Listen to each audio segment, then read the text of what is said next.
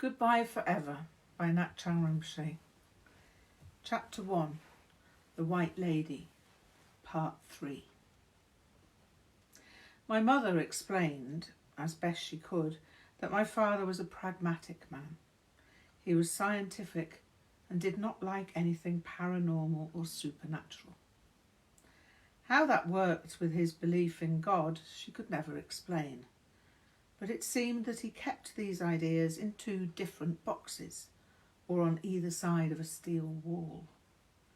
Science and God were not on speaking terms in my father's head, or at least they were entirely unaware of each other. My mother told me in later life that her experience of her brother's death had not been a dream. It had occurred when she fell unconscious during the day.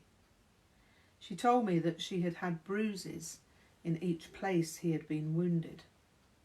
She said that she had been reticent with her account in view of my father's position on paranormal phenomena. My mother told me that she had tried to tell him that it was nice for me to have an imaginal world, but that he thought other boys would laugh at me if they heard me speaking of fairies in my room. They'd think I was abnormal. My mother sighed and concluded that my father might be right about how other people would view me. She said that people were not always kind when others had unusual dreams and ideas. So that was the way life worked. One had to look normal. One had to speak normally about normal things. One had to think only what was normal. That was the rule. But if you broke the rule, well, what happened? I asked my mother what happened if you broke that rule. She told me that you could give yourself a difficult life. I asked her if that was bad. She replied that it wasn't bad, just lonely. She told me that artists and musicians were not exactly normal, but they had friends, so maybe it wasn't completely lonely. That was the thing then. I was to be an artist. I was to paint. I was to write poetry and perhaps compose music. Then I would be friends with all the other people who didn't want to have to appear to be acceptably normal. Maybe there would be other people who saw white ladies in their rooms at night. Or maybe marvellous animals in many colours. But I didn't ask about that.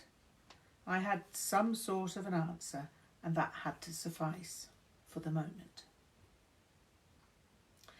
My father's verdict was that I was far too dreamy, too prone to fantasy. I had an unhealthily overactive imagination, with ideas so ridiculous that he had to question my sanity. To a certain extent, he did have cause to be concerned, because I didn't always hear people when they spoke to me. I was often lost in reverie, or sat staring into space for inordinate periods of time. The white lady just sat and stared into me, or through me, or into space. So it seemed to me like a thing I could do.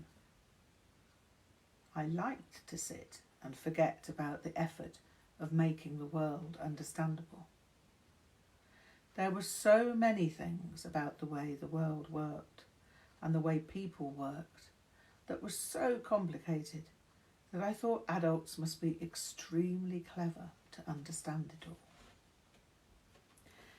However, having come to that conclusion, I wondered why, if they were so very clever, did they have terrible wars where hundreds of thousands of people had to die? That seemed terminally stupid, because the world went on after these wars as if the wars hadn't happened. Britain was at war with France, and then Britain was on their side against Germany. Then I learnt that almost every country in Europe had been both the ally and the enemy of every other European country. Was that clever? I thought not. In fact, it seemed far less sane than I might be. Something was definitely wrong with something, and I had no idea how to untangle the problem. I asked the White Lady this question, but, as usual, there was no answer in words, just the understanding that cleverness was not the answer. It seemed that you could be as clever as you liked, but it wouldn't make you happy or stop wars. It seemed also that the adult world was not that different from the child's world. Children played their games, and adults just played a different kind of game. Children got angry with each other in the games, and so did adults. The main difference seemed to be that the adults were in charge, and so they were allowed to say that their game wasn't a game. This was a disturbing idea, and one that I didn't even think it was good to tell my mother. I asked the White Lady many questions, and the answers, which were just gaps in time, made me feel that I needed to wait until I was old enough to play better games than adults played. It also occurred to me that it was better not to confuse games with whatever the real world might be, and not to tell lies about it. Games were not reality, however much fun such games might be. It seemed to me that adults needed to learn how to be adult. Or maybe that kind of adult happened when adults were very old. My German grandmother seemed completely sane. She was extremely kind and disapproved of many of the bad things in the world. She was strongly against any kind of racism, class elitism, or religious sectarian bigotry. She had to escape to Denmark in World War II because she had helped Jewish families. Her whole family had been against Hitler and suffered for it. It was good to know that there were people like my grandmother, and that gave me some sense of hope. I had been thinking a great deal about light and how light existed in the dark. It seemed to me that there was normal light that came in the day and electric light that enabled you to see at night. But then there was darkness. It seemed that there were different kinds of darkness. There was one kind of darkness where you could see nothing at all, and another where there seemed to be light inside the darkness. This light inside the darkness was a special kind of light that was not always easy to find. But when I found it, I was able to see my bedroom quite clearly without the electric light. It wasn't the light of the moon, and there were no street lamps because our house backed onto the woods. I never really knew what I did to be able to see the light inside the dark, but sometimes it would happen. When it happened, I usually saw the White Lady. She was always full of light, but it was a different kind of light from the light inside the dark. If I was to put a name to it, her light was always multicoloured. But the multicolouredness of the light was not understandable in terms of colours that I could identify. I couldn't say I saw blue, green, red and yellow because the colours were all something else, colours I had never seen before. Every time I tried to understand a colour, it would become white before I had worked out whether it was blue or green. So after a while, I stopped trying to fix the colours. I tried explaining this problem to my mother. She said that people had all kinds of ideas in dreams and that it wasn't possible to understand them when you were awake. Some things made sense in dreams that made no sense at all when you were awake. Eventually, I stopped talking about the White Lady, even to my mother, because I could see that even though she would listen, it seemed to trouble her. My mother was obviously worried about annoying my father. He was easily annoyed, so I could understand her fears. I wondered whether I should try to stop seeing the White Lady, because my mind would become sick. My father had said my mind would become sick if this sort of thing continued. That seemed terrible, because if your mind got sick, they'd lock you up somewhere and never let you out again. That was something I'd avoid at all cost. It was bad enough having to act in the right way all the time in order not to anger my father, but what would it be like if he sent me to a mental hospital? I'd be made to wear a straitjacket and wouldn't be able to move my arms, and I'd have to sit all day long in a padded cell.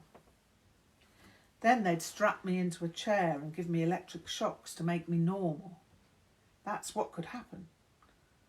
Or that's what I overheard him telling my mother. My mother said little in response, and so I believed that it must be true. Of course, my mother had no idea I was listening. Otherwise, she would have countered the idea, even at the expense of angering my father. He did not like being countered, by my mother or by anyone. Major Ernest Mathers Simerson was the sole arbiter of reality, and that's how it was. I was in danger of being sent to a mental hospital if I said anything about the White Lady, or if anybody knew that I saw her. The worst thing I did, according to my father, was that I believed in what was conveyed to me by the White Lady, because people who heard voices were insane. The thing was, however, that I didn't hear her voice. I simply knew and believed what she divulged. There was some kind of communion that occurred, but I could not explain to my mother how it happened. There was some sort of subject matter, but it always vanished as soon as I entered into the flow of everyday life. It seemed to concern what I was, what everyone was, and what life was. There was, however, no information, so there was nothing to remember.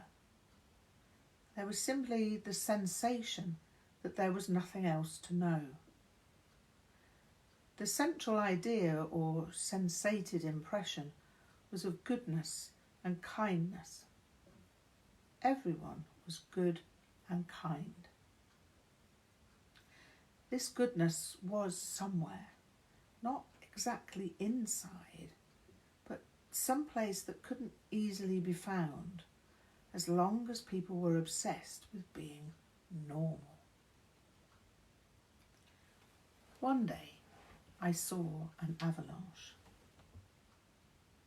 I don't know where in the world it was, but it was there in front of me on the television. It was family viewing time, and we all sat and watched. My father, mother, and brother Graham each found it interesting in their own ways, but I was unusually affected by it. I said nothing because there was a relatively good family atmosphere at the time, and I had no desire to upset the situation. I just sat there, vaguely horrified, and pulling back into my chair, as if to avoid the avalanche. The room was a reasonable temperature, but I felt bitterly cold. It did not last long, but I remember sitting on my hands to keep them warm. The avalanche was filmed from a distance, and it was not a situation in which lives were lost, but the sense of death stole over me. I had the ridiculous notion that I had experienced an avalanche and that I had died, but that made no sense to me. I'd never lived anywhere near mountains, and I was still alive. I lay in bed wondering how I could feel as if I'd died when I was still alive, when I remembered my grandmother saying that some relatives thought I was the reincarnation of my German grandfather. My grandmother didn't set much store by that idea, but it caused me to ask about what reincarnation meant. My mother told me that it wasn't really a Christian idea, but that reincarnation meant that you had lived before in another life. I asked my mother whether she believed in reincarnation or not. She pondered for a moment and told me that she could say neither yes nor no. It was possible. She could not say it was not possible. Sometimes she thought that I was very much like her brother Bernd, who died on the Russian front in World War II. She had some of his clothes that she thought would fit me when I grew older. She could not say more than that, or if she did, I can no longer remember what it might have been.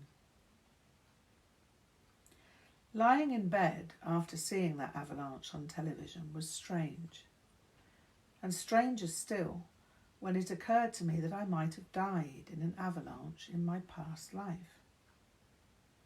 I didn't particularly care that it wasn't Christian to believe in past lives or future lives, because Christians didn't own everything in the world.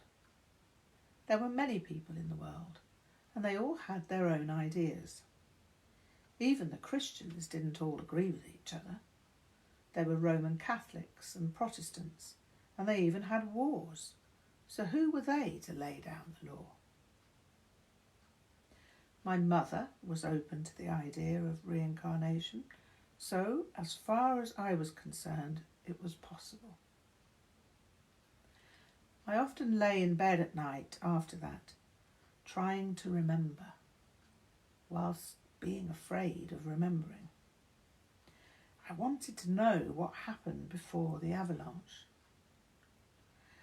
After some days or weeks of such pondering, it suddenly dawned on me that I actually believed the avalanche had really happened and that I died in it. The idea had moved from might have been to it was, without my cognizing the moment when certainty took hold. The will to know, however, took me no further.